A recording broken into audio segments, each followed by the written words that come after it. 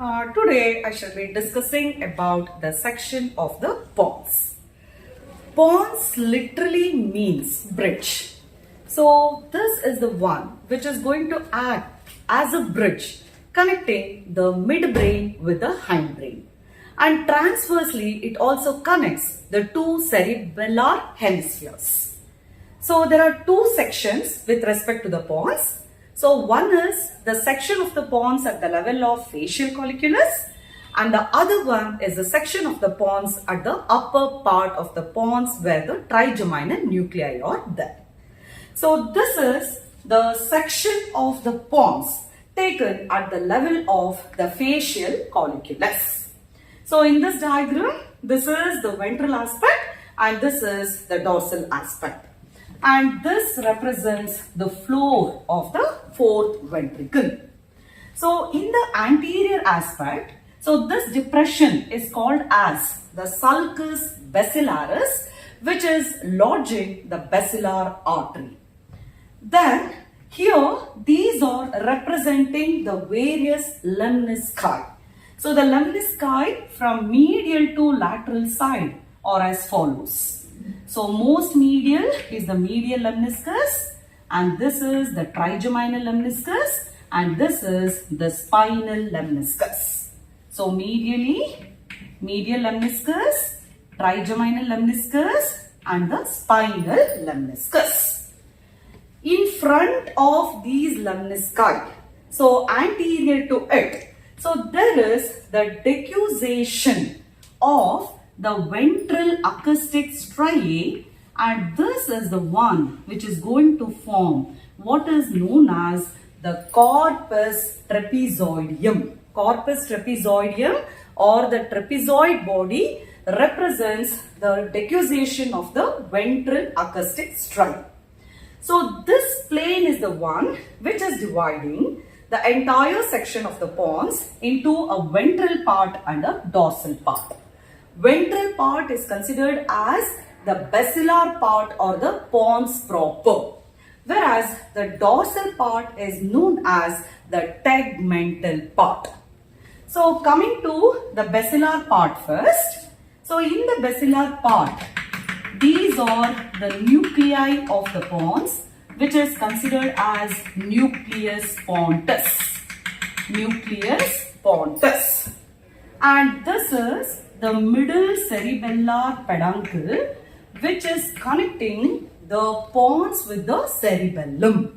So the fibers from the nucleus pontus crossing on to the opposite side. So these are what are known as the pontocerebellar fibers. So these fibers are pontocerebellar fibers. So you can appreciate the decussation of the fibers of pontocerebellar fibers.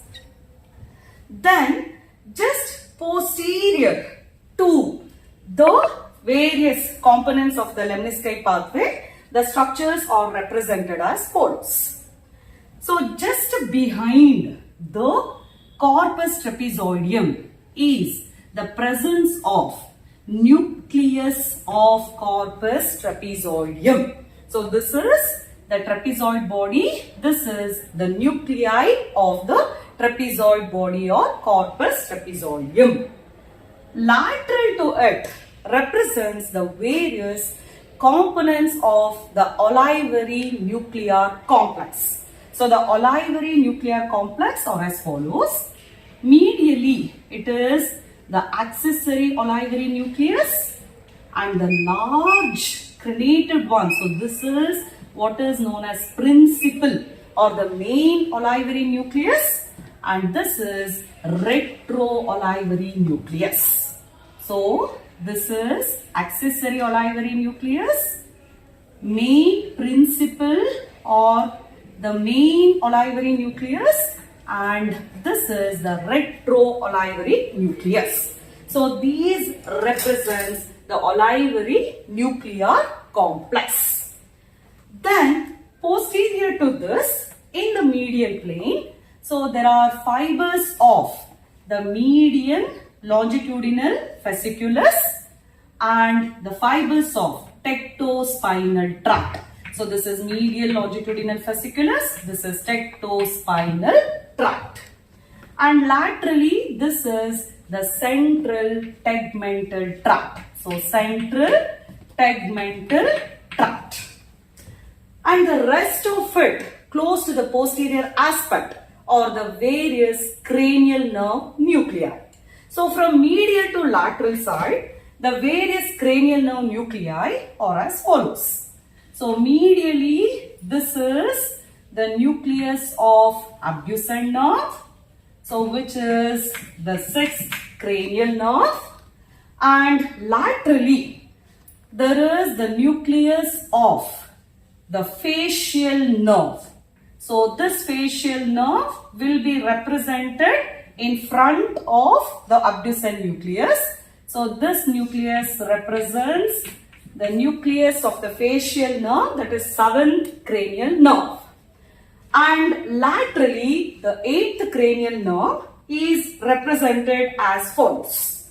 So there is the vestibular nucleus.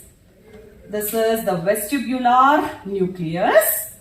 And most laterally, the cochlear nucleus. So cochlear again is going to be present as the dorsal cochlear nucleus and the ventral cochlear nucleus. So this is the dorsal cochlear nucleus and this will be the ventral cochlear nucleus.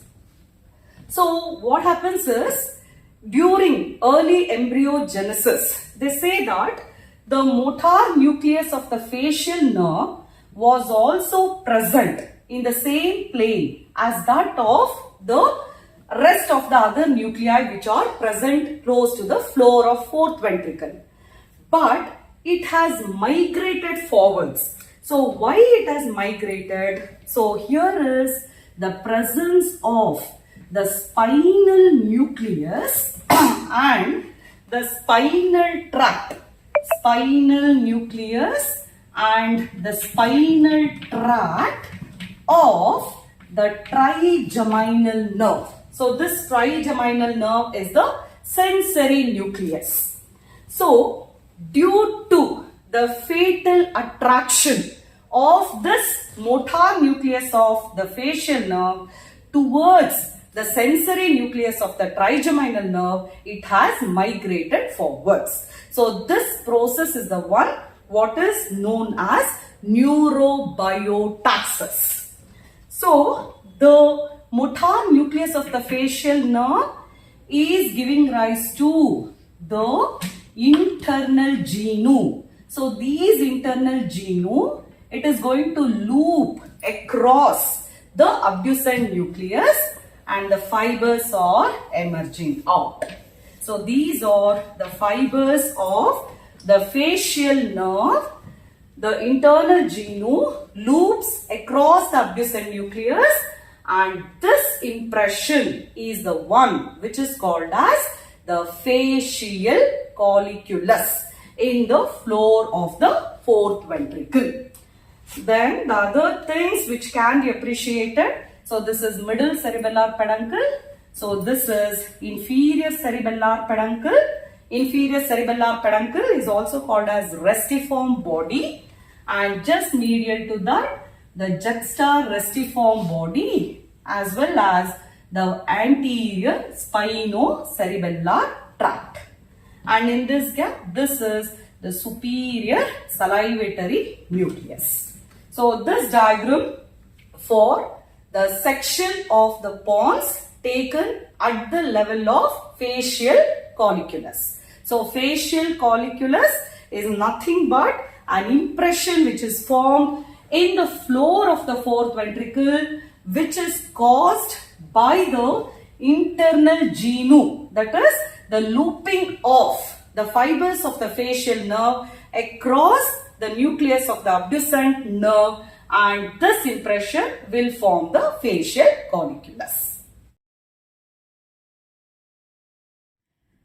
This is the section of the brainstem. So this is pons. So in the pons, this is the middle cerebellar peduncle which is connecting the cerebellum and the pons. This is the horizontal sulcus or the lower border of the pons. So this junction where the pons, the cerebellum and medulla oblongata meets is called as the cerebellopontine angle. At the junction, this is the basilar sulcus, which is appreciated in the ventral part of the pons. So that sulcus is for the lodging of the basilar artery. At the junction of the middle cerebellar peduncle and the pons, these are the fibers of the fifth cranial nerve, the trigeminal nerve, which is emerging. In the posterior surface, this is the superior cerebellar peduncle, which will be connecting the cerebellum with the midbrain. And the two superior cerebellar peduncles are joined by means of the superior medullary vellum. And this will be the floor of the fourth ventricle, and this prominent bulge which is appreciated is the facial colliculus.